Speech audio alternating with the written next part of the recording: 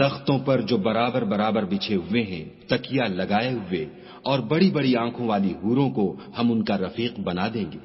اور جو لوگ ایمان لائے اور ان کی اولاد بھی راہ ایمان میں ان کے پیچھے چلی، ہم ان کی اولاد کو بھی ان کے درجے تک پہنچا دیں گے اور ان کے اعمال میں سے کچھ کم نہ کریں گے۔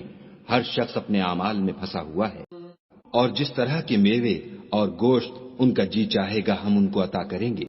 وہاں وہ ایک دوسرے سے جام شراب جھپٹ لیا کریں گے، جس کے پینے سے نہ ہذیان سرائی ہوگی نہ کوئی گناہ کی بات۔